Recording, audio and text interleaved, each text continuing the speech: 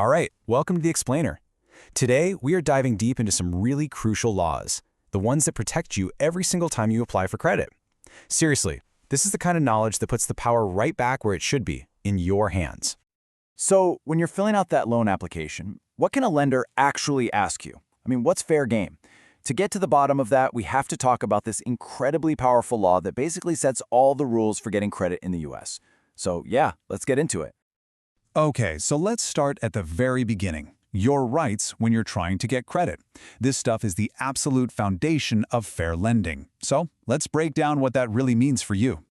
And here it is, the star of our show today, ECO, which stands for the Equal Credit Opportunity Act. You really should think of this thing as your financial shield. It's a federal law that's been on the books since 1974, and its whole purpose, its one and only job, is to make sure that absolutely everyone gets a fair, square shot whenever they apply for credit. So, you might be wondering, who exactly has to play by these rules? Well, the answer is pretty simple. Basically, anyone who extends credit. We're talking about the big banks, your local credit union, the retail store where you get a credit card, even the car dealership. The bottom line is, if they're in the business of granting credit or setting the terms, ECOA applies to them. No exceptions. And believe me, this law has a really wide reach. It's not just for, a personal loan. ECOA has your back when you're applying for credit cards, home loans, student loans, car loans, even loans for a small business. If it's an extension of credit, you can pretty much bet it's covered. All right, now let's get into the nitty-gritty. What can't lenders ask you? This is where we talk about the protected classes. And trust me, ECOA is crystal clear on this. So here they are, the 9 protected classes under ECOA. And this is huge. A creditor cannot legally make a decision based on any of these things. We're talking race, color, religion, where you're from, your sex, or your marital status. It also means they can't discriminate based on your age. You can't be denied just because you're older, as long as you can legally sign a contract. And here are 2 really important ones. They can't hold it against you if you get public assistance income, or if you've exercised your rights under other consumer protection laws. All of these factors, completely off limits. Okay, let's talk about income, because this is a really interesting distinction. Lenders can, and they will, ask about the amount of income you have. That makes sense, right? They need to know if you can pay back the loan. But here's the key. They cannot discriminate based on the source of that income. So they can't just discount or refuse your income because it comes from public assistance or alimony or child support or even from part-time work. The amount matters, but where it comes from shouldn't lead to discrimination. And this one is so important for protecting your personal life. Lenders are absolutely forbidden from asking you about your birth control practices or your plans for having or raising children.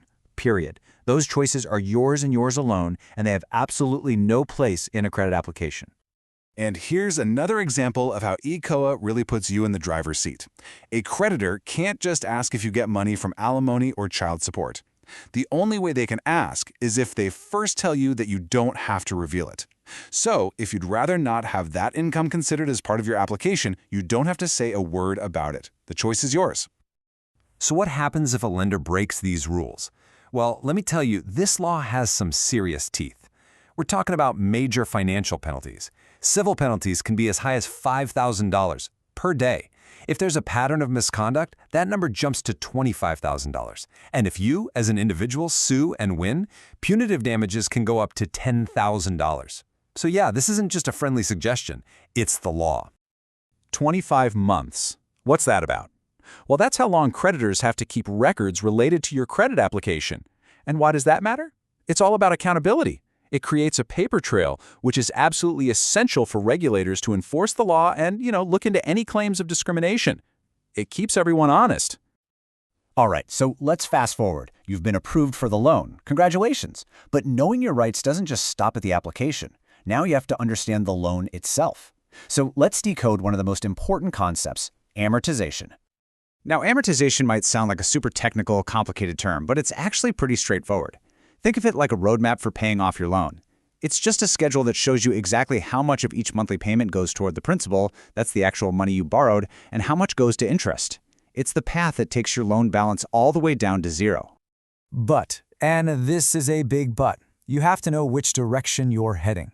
With positive amortization, which is what you want, every single payment you make chips away at your loan balance.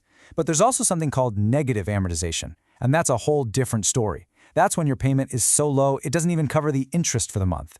So your loan balance, it actually goes up. It gets bigger even though you're making payments.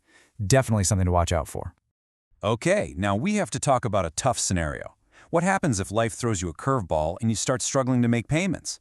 No one wants to be in this position, for sure. But knowing how the foreclosure process works is the first, most critical step to getting through it. So what is foreclosure really? At its core, it's the legal process a lender uses to repossess and sell a property when payments aren't being made. It's basically their last resort to get their money back. But the crucial thing to remember is that this does not happen overnight. It's a process, and it has very specific steps and timelines. Think of this timeline as your playbook. There are some really important checkpoints built right into the process. At about day 16, that's when late fees can start. Then, by day 36, the lender is legally required to try and get in touch with you. By day 45, they have to give you what are called workout options to help you avoid foreclosure. And get this, they can't even file for foreclosure until you're at least 120 days behind. Each of these points is a critical window, an opportunity for you to take action. So, even when you're in a really tough spot, you're not out of moves. You have options. The law actually builds in chances for you to find a solution. So let's look at what those are. Remember that day 45 checkpoint we just talked about? That's when your lender has to send you an application for these workout options. These are all different strategies to help you avoid a full-blown foreclosure.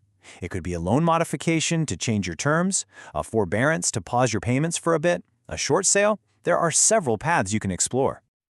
Now here's another huge protection you need to know about. It's something called dual tracking, and it is illegal. What is it? It's when a lender is moving forward with the foreclosure process at the same time that they're supposed to be considering your application for a workout option. They can't do that. They have to press pause on the foreclosure to give your application a fair review. You're guaranteed that. Okay, let's talk about redemption rights. These are kind of like your last chance opportunities to save your home.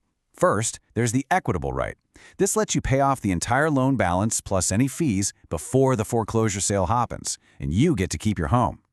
Then, in some states, there's a statutory right, which gives you a period of time to buy the home back even after it's been sold at auction.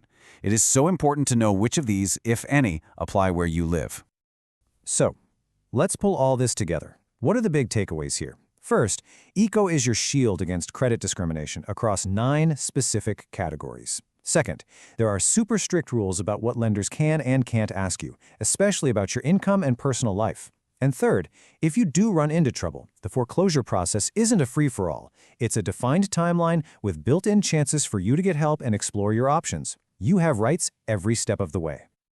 Look, financial rules can feel really complex, but knowing them, that's where the real power is. So the question I'll leave you with, are you prepared to use it? Thanks so much for joining me for this explainer.